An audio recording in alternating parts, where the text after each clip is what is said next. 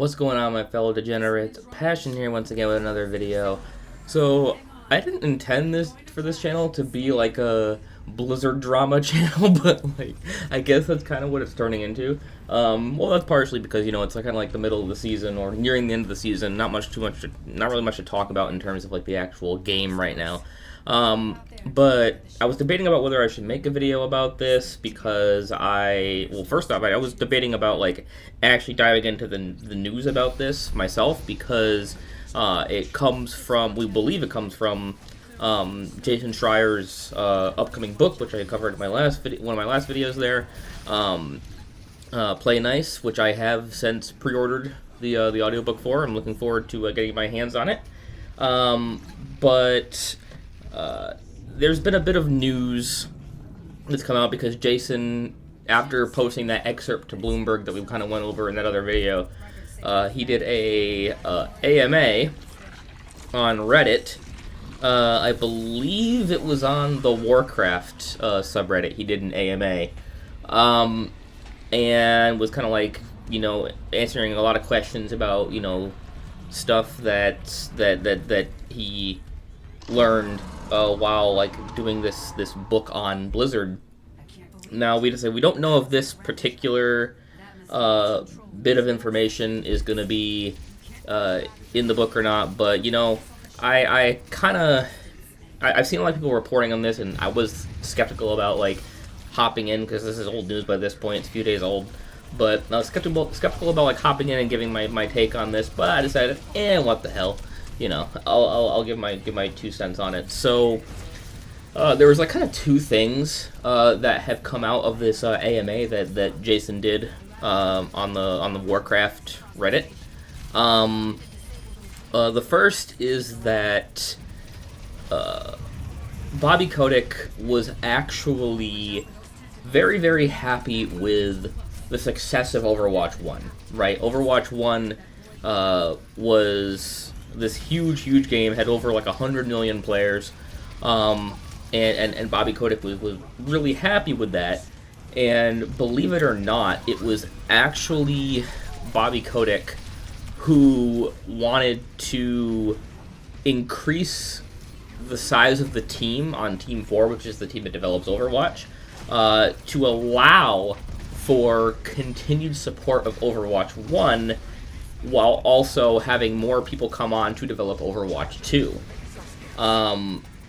But believe it or not, in a kind of like Anakin and Obi-Wan scenario, it was actually Jeff Kaplan who actually resisted against that, saying that he didn't want to increase the size of Team 4.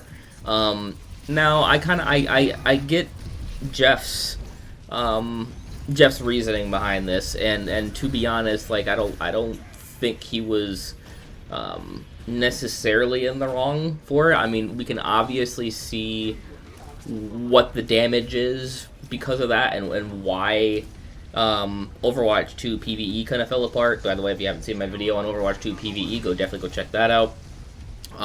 But obviously, like it made it difficult to both make Overwatch 1 an engaging game in its final couple years, as well as provide the vision they had for Overwatch 2, right? So I thought it was just like you know, some of the suits up top who were kind of resistant to that, but no, it was actually Jeff Kaplan who kind of like put his foot down about growing the Overwatch team and being able to support Overwatch 1 and develop Overwatch 2 at the same time, because I guess Bobby Kotick wanted to bring on like hundreds of people, kind of similar to what he does for Call of Duty, right? And the reasoning behind that, about why Jeff kind of resisted to that, was he didn't want Overwatch to, like the team that made Overwatch, to feel like an assembly line, right? Like he didn't want to have it feel like just a product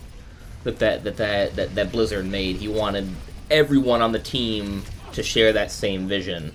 And if you grow that team nice and big with hundreds of people, they might not all share the same vision. So I get Jeff's reasoning. I mean, I guess hindsight is 20/20 on the damage that kind of did to Overwatch 2, but that's not even the biggest that's not even the biggest part of this AMA drop that Jason did. So it was actually one of the biggest things people are talking about is in the lieu of having PvE canceled, right? Like, because PvE got canceled earlier this year, and one of the things that people were saying is that, well, if we're not going to have PvE content in game, we're not going to have Blizzard developing it in-house, then why don't we have some kind of like TV show or movie, and have a kind of like outsource it to another team, that's maybe have some people from Blizzard kind of overseeing it, but like outsource it to another team, so Blizzard's finances don't get caught up in it, right? And we can still enjoy the lore of Overwatch, without, you know, putting too much of a financial strain on Blizzard to make it. And a lot of people were touting that as you know, like what could be essentially a compromise for the lack of PvE. Well, one of the things that Jason revealed is that there were actually talks with Netflix to develop shows based around pretty much all of Blizzard's properties, including Warcraft, Diablo, StarCraft, and of course Overwatch.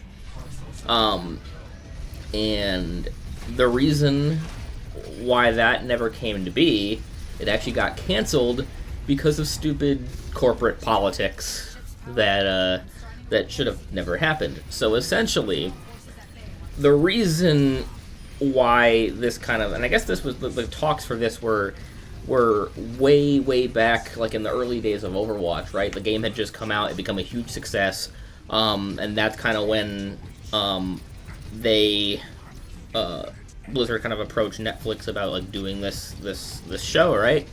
And I guess what actually happened with it is they were in talks about making this Overwatch. I guess it was going to be an anime, like kind of like Cyberpunk Edge Runners or like the Genesis series of short films that we got to promote Invasion, right? So it's going to be like an anime. They're going to outsource it to like an anime studio.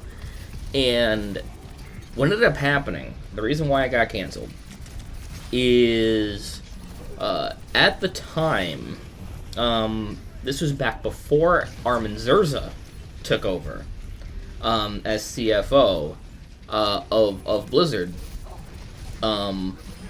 Their CFO at the time, if I can get his name really quickly, yeah, Spencer Neumann was Blizzard's CFO at the time before Armin Zerza, and what ended up happening is Spencer was in a 3-year contract with Blizzard to be their CFO. What ended up happening is Netflix actually poached him, and 2 years into his 3-year contract with Blizzard, Netflix kind of stole Spencer Neumann away from Blizzard, which prompted a massive lawsuit. So yeah, corporate politics is the reason why we don't have an Overwatch TV show right now. It's really stupid. I mean, yes, obviously, like, what Netflix did was kind of shitty. Like obviously, because they would have been meeting with this guy, you know, to do this Overwatch TV show before he ever kind of joined Netflix as their CFO.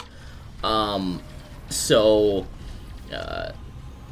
yeah, I really shitty. I don't even know if I want to necessarily blame Blizzard for that, because that's kind of more Netflix's, you know, fuck up than anything else.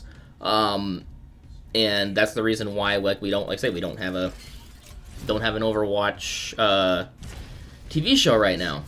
But that being said, just because there was a lawsuit and this Overwatch TV show got canceled, right?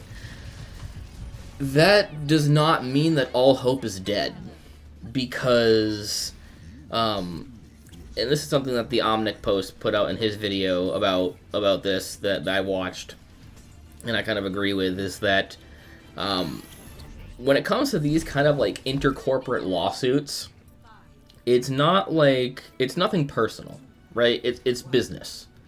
And usually the only reason that they do it is to secure the bag and get paid, right? So when you have these kind of lawsuits that are, you know, of a corporate nature, it's not like a criminal justice system suing a company or individuals suing a company or whatever. It's company on company, you know, legal warfare, essentially. Usually when you have those kinds of things, all is usually forgiven with enough money, right? So I don't know if this lawsuit is still ongoing. I don't think it is. I think they kind of settled.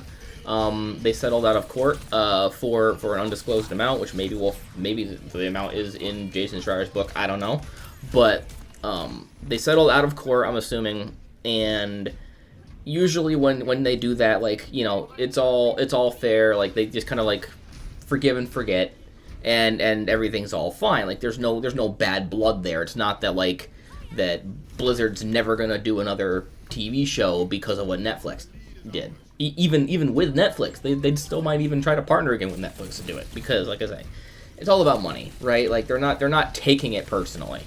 However, I don't think that Blizzard should go back to Netflix.